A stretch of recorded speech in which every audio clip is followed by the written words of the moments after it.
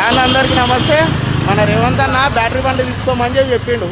మా కాలేజ్ పిల్లల దగ్గర ఒక స్వామి బండి నడుపుతాడు, నా వెనకాల అనిపిస్తుంది అదే బ్యాటరీ బండి. దాన్ని ఛార్జర్ ఖరాబ్ అయిందంట. అది ఛార్జర్ ఖాళీ ఒక కనెక్టరే 43,000 అంట. ఆ స్వామి కింద మీద పడుతుంది. ఆ స్వామి మాటలు 800,000 స్టార్ట్ చెప్పే. హలో, సాంశరణం అయ్యప్ప. రేవంత్ రెడ్డి గారు బ్యాటరీ బండ్లు తీసుకోని అంటున్నాడు. ఆ రేట్లు ఏమో అడ్డగోలు ఉన్నాయి. ఇప్పుడు నాది ఛార్జర్ ఖరాబ్ అయింది, బ్యాటరీ కరెంటు పెట్టేది ఛార్జర్ ఖరాబ్ అయింది. ఇప్పుడు నేను ఏం చేయాలో నాకు అర్థం కావాలి. 43,000 అంటుండు షోరూమ్ పోతే. మరి 43,000 పెట్టాలన్నా, లక్షలు పెట్టి ఈ బండ్లు కొనుక్కొని రోడ్ల మీద తిప్పాలన్నా?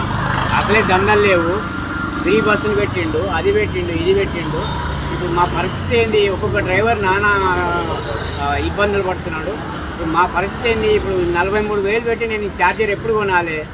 అది సరే, 500, 1,500, 15,000 అయినా పెట్టుకోగలుగుతాం. కానీ ఒకటేసారి 43,000 అంటే మేము ఏడికెళ్ళి పెట్టాలి? అది ఎట్లా?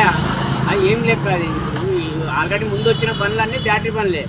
ఇప్పుడు మళ్ళీ బ్యాటరీ బండ్లు పెట్టమంటుండు. ఈ గ్యాస్ బండ్లకు వీటికి సరే డీజిల్ బండ్లు లేదన్నాడు, ఓకే ఒప్పుకుంటాం దానికి. ఈ బండ్ల కన్నా మరి ఈ రేట్లు తగ్గియాలి కదా.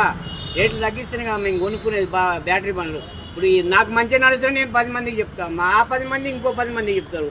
అట్లుంటుంది. కానీ నాకే ఇంత ఇబ్బంది జరిగినాక, ఇంత ఎక్స్పెన్స్ ఉందని, నాకు 65 సంవత్సరాలు అయినా నేను అట్లనే నడుస్తున్నాను.